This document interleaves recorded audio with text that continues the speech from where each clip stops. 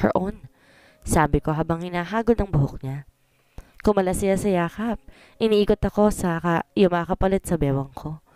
Don't you dare leave me like this, like my mother did to me.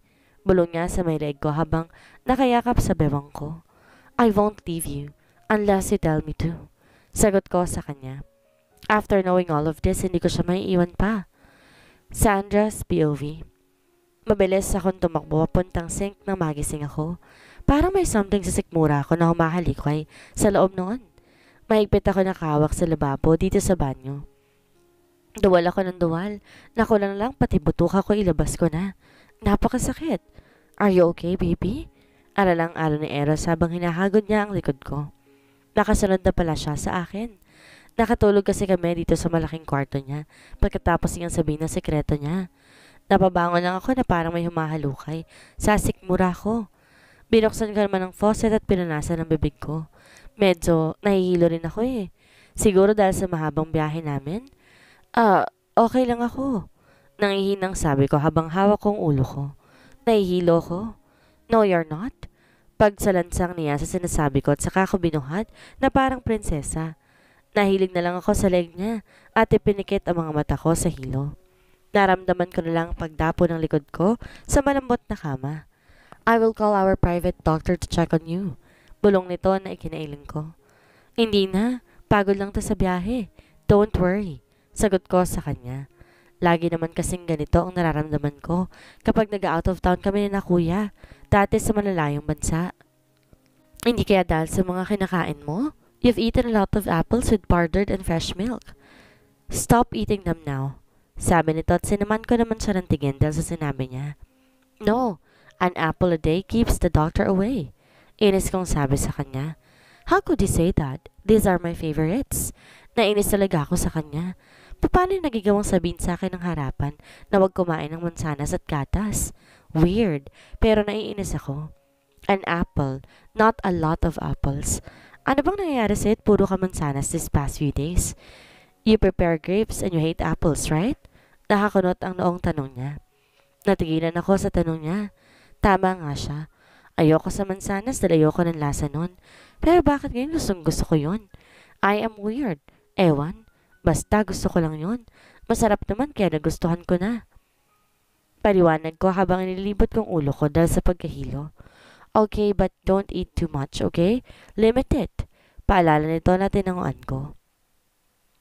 You're pale. Are you sure you're okay? Yeah. Don't worry. Paninigurado nito at saka umupo sa tabi ko. Sinukli ang buhok ko gamit ang mga daliri. Para naman gumaan ang pakiramdam ko sa ginagawa niya. Gusto ko lang matulog ulit. I'm tired. Sabi ko pa sa kanya. Okay, sleep. I will stay beside you. Sabi nito na ikinatango ko. Wala akong lakas na makipag-usap. Pinigit ko ang mga mata ko at maya-maya lamang nakatulog na ako. Pagising ko, nilibot kong mata ko sa kabuuan ng malaking kwarto na kinalolooban ko. Napakalaki nito. At mukhang mamahalin ng mga materyales ng bawat sulok ng kwarto. Para na rin tong penthouse sa laki. May mini sala at mini kitchen. Naalala ko, nasa bahay pala ako ng lolo ni Eros dito sa Spain. Pero nasaan kaya ang asawa ko? Inilibot kong matatatagpuan ko isang sticky note sa lampshade sa may gilid ko. I'll be out for some reasons. I'm with my cousins. This won't take long, don't worry. I'll be right back. If you need anything, ask the maids. If you're still not feeling well, call me. Your husband, Eros. Nakangiti kong itinupi ang sulat saka ko ibinil sa iyon. Yung lalaki yun talaga. Walang palya kung pakiligin ako sa mga simpleng pagganito niya. Eros is back. Ito yung lalaki minahal ko 5 years ago. Nag-ayos muna ako ng disenyo na lumabas sa napakalaking silid na iyo. Ayos naman na ako. Who are you?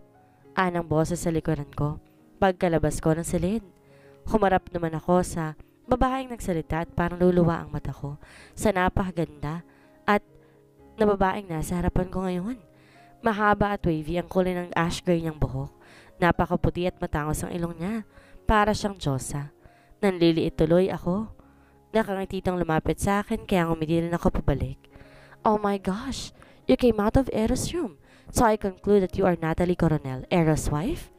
Nakangiti nitong sabi na ikinatigil ko. Parang may pumiga sa puso ko na marinig ko iyon. Masakit. They know Nat?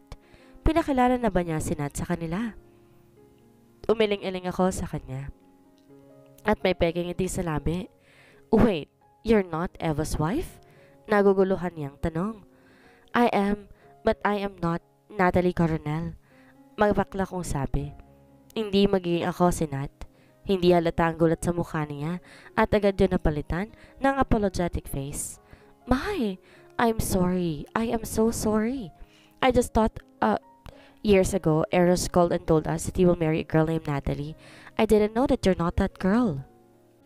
Sinserong paumanin niya. Naisip ko yung sinabi niya. Sinabi ni Eros na ikakasal siya kay Nat. Samantalang ako, di man lang sinabi sa mga pamilya niya. Bakit? Bakit hindi sila nagkatuluyan ni Nat? Bakit wala akong alam? Nasasaktan ako sa isiping forced marriage lamang. Meron kami. Hindi matatawag na civil wedding gaya ng palagi niyang sinasabi. Walang I do at walang marriage vow. Hey, you're not mad at me, right? Nag-aano lang tanong nito. She is genuinely apologizing. Umiling-iling ako at ngumiti. Hindi ako galit sa'yo. Ani ko. Galit ako sa sarili ko dahil nagsiselos ako ng sobra-sobra. Huwag mong isipin ng sobra yung sinabi ko sa'yo. I am sure that Eros loves you more. By the way, I am Liza, Eros' cousin. Pagpapakilala niya at saka nilahad ang kamay niya. Saka ko nalang iisipin ang lahat. Isasantabi ko muna. Tinanggap ko naman ang kamay niya at saka ngumiti. Sandra Loshanasi, pagpapakilala ko. Henderson, dagdag niya na kinangiti ko. And C? Wait, are you related to Sandro C? Tanong niya. Kilala niya ang kuya ko? He is my brother, sagot ko. Nanlaki ang mata niya. Oh my gosh, I know your brother. Eros introduced him to us when we were in the Philippines. Nakakalungkot lang maaga siyang nawala. Mababa ang boses niyang sabi. Bigla ko tuloy na miss si kuya. Hey, I'm sorry for that, but you know what? You're gorgeous. Eros is one lucky man to have a pretty wife as you. Nakangiti nitong sabi na kinapula ng pisngi ko. No, mas maganda ka sa akin. Nang sobra. Nakangiti kong balik sa kanya. Napakaganda naman kasi talaga niya. You are so honest, ha? I like you na. Let's go. I'll accompany and tour you while Eros is out. He is with the others. Ang alam ko mamaya pang dating ni Ali. Do you know her? Tanong nito na kinatango ko. Naalala ko si Doc Ali. Napakabait niya rin sa akin. Yeah, I already met her. Ani ko na kinatango niya. You don't need to be intimidated here, okay? They may look bad but they are all kind. I am talking about Eros' cousin. Bulong niya sa panghuli. Actually, we're not blood related. Anak ako ng stepmom ni Kuya Leo. Leon pala. He hated when I call him Kuya. Kwento nito na kinatango ko. Napatin ako sa kanya na komportable nagkukwento sa akin. I can sense that she's kind and comfortable. Alam mo ba kung nasaan sila? Tanong ko pa na ikinailing niya. Maybe nasa bahay ni na Zane? Niya? Are they all close? Tanong ko sa kanya na kinatango niya. Super close sila sa isa't isa kahit na they have their own demons inside them. Demons? Yes, sabi niya. Napatigil kami sa pagkukwentuhan nang may matandang lalaki kaming nakasalubong. Matangkad ito at puti ng buhok. Mababakas mo rin ang kagapuhan sa matanda. May dala itong tungkod at mataman kaming tinitingnan. Abuelo, you're here. Biglang sabi ni Liza sa yumakap at nagmana sa matanda kapag ko ay hinilakot pinalapit sa kanila. Ito siguro ang lolo na sinasabi nila, ang may-ari ng bahay. Abuelo, this is Sandra, Eros' wife. Pagpapakilala ni Liza sa akin. Ngumiti naman to sa akin, saka nagmana na rin ako. So, can I talk to you lang, lady? Bahagya naman akong kinabahan. Sure po. That's okay. Abuelo just look scared but he's cool. He won't bite anyway. Bulong nito na kinatango ko bago bumaling sa lolo ni Eros na nakatingin pa rin sa akin. Okay po, sagot ko. Okay then, follow me in the library. Maotoridad pang sabi nito. And Talia? Baling niya kay Liza. Yes, Abuelo? Call all your cousins and tell them to come back here. Let's go, Yaya. Pagpasok, malulula ka na sa napakadaming libro sa paligid. Pinaupo niya ako sa visitor's chair sa harapan ng table niya. Sandra Lucianacy, right? Tanong niya. Opo. Kinakabahan kong sabi. Etong mansyon na to, house para sa kanya?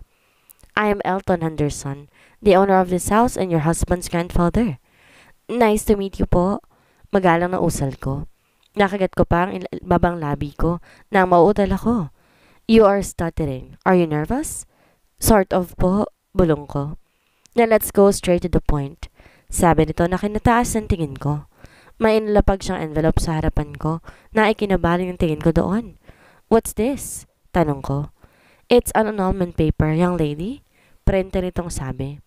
Kumabog naman ang dibdib ko at parang tuyong lalamunan ko na buksan ko ang envelope na inilapag niya.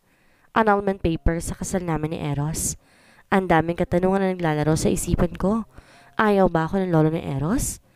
I knew your marriage was a forced marriage with no love involved. He forced you to marry him. No. He never forced you. You just have no choice but to accept it, right? Isn't it just that he needs you to bear his child? I knew who you are, Sandra. You are late Kira C's daughter, right? Your family owns the C Corporation, which is now run and managed by Eros. You were born with a golden spoon, so here you are. Anito't saka may inilapag na tseke sa harapan ko. Nagsimulang manubig ang mga mata ko at feeling ko naninikip ang dibdib ko dahil doon. Parang may kuanong bumabara sa lalamunan. You don't like me for Eros? Bigla na lang lumabas yan sa bibig ko. Nanatili siyang tahimik. I cannot answer you, young lady. Here, 1 billion pesos. Take it and sign the annulment paper and you're free to my devil grandson. You can have your freedom and leave peacefully and you can marry the one you I cut him off. Hindi ko hayaang matuloy niya pang sasabihin niya. Ipaglalaban ko si Eros. Hindi ako ganun kababaw at lalong hindi ako mukhang pera para tanggapin lahat ng inaalok ng lolo niya at layuan siya. I love him. Madiin kong sabi. But he is the devil.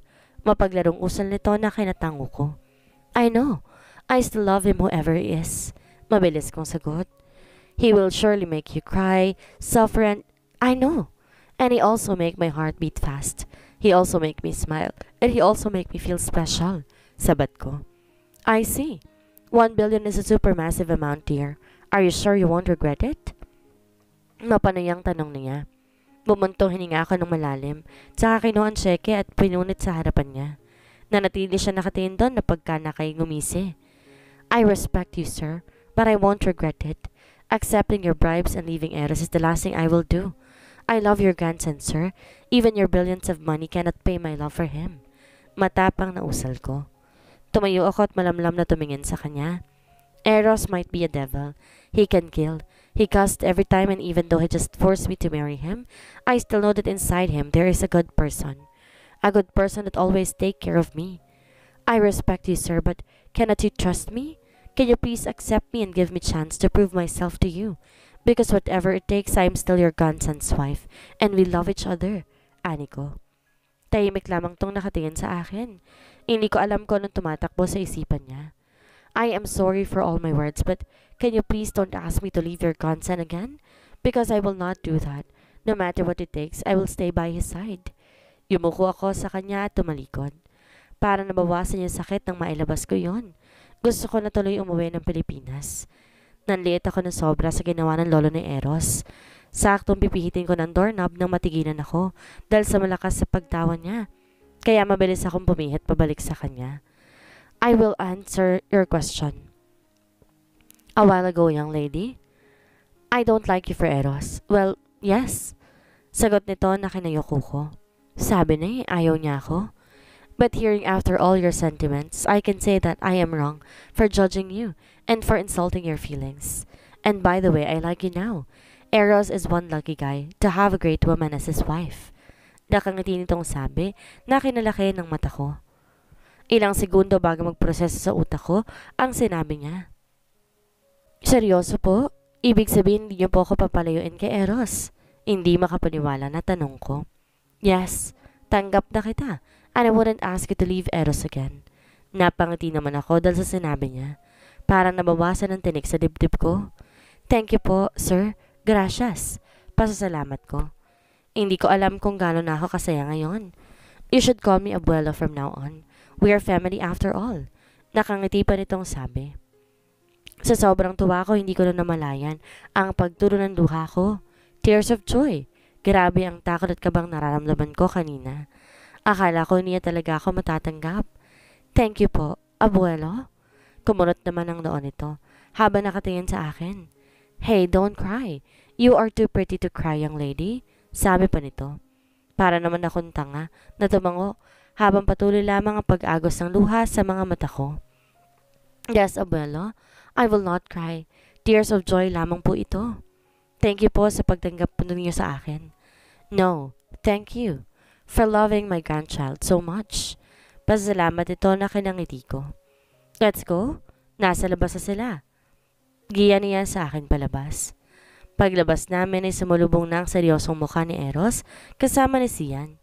Ilang nagagwapuhang kalalakihan at si Liza. Abuelo, bati nila. Nilapitan naman ako ni Eros at hinapit sa bewang at mabilis na hinalikan sa labi. Naghiyawan naman ng mga pinsan niya kaya't napayuko ako sa hiya at pula ng mukha ko. Did abuelo scare you? Bulong niya na kiniling ko.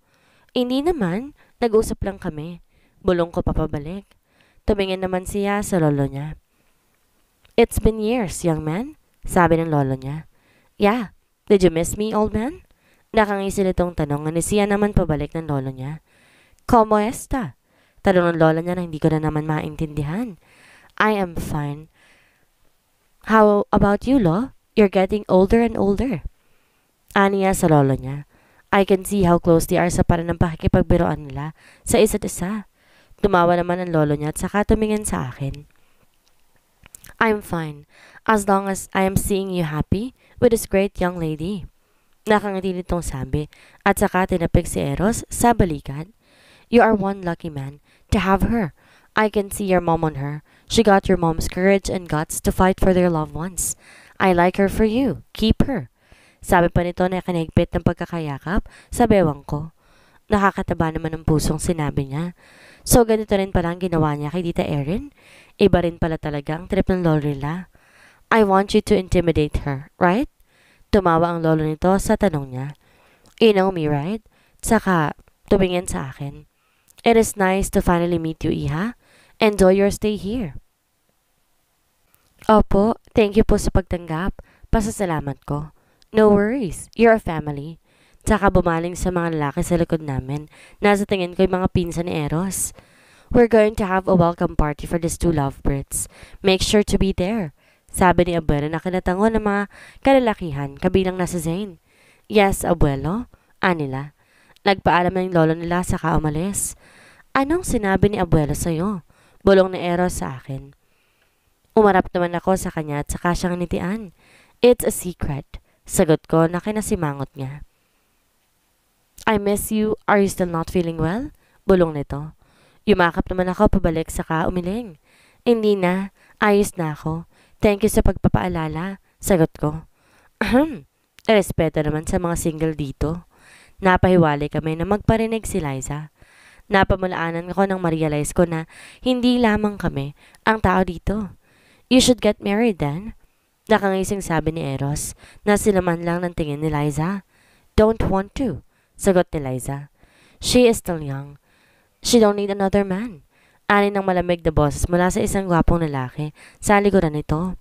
Nakita ko ang paglunok ni Liza nang tingnan siya ng lalaki. Too possessive, Leon. Ani Zane, nang tumahimik na kami. Leon, so ito yung kuya ni Liza na sinasabi niya? He looks scary. Too possessive. Same as all of you. Malamig na usan nito na mahinang kinatawa ng katabi ko. Humarap naman sa akin si Liza at saka ngumiti. Sandra, do you want to go night swimming with me later?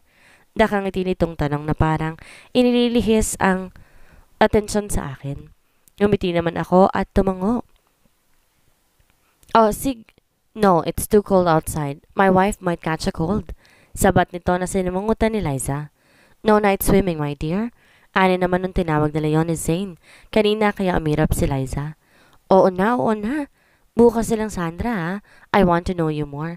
Sana bukas nandito na si Ali. Nakangating sabi niya sa akin na kinatango ko. O sige, buka mag-e-enjoy din ako eh. Besides, matagal na rin nung huling nag-swimming ako. Sagot ko. Okay then, Tomorrow is our girl bonding. So excited. Hyper na sabi niya na kinatuwa ko. Ang gaan na ng loob ko sa kanya, kahit puntik na niya akong mapaiyak dahil napagkamala niya akong sinad. Don't you have work tomorrow? Sabat ni Zane. Nag-isip naman si Liza sa kangumiting umiling na I'm free tomorrow, no work.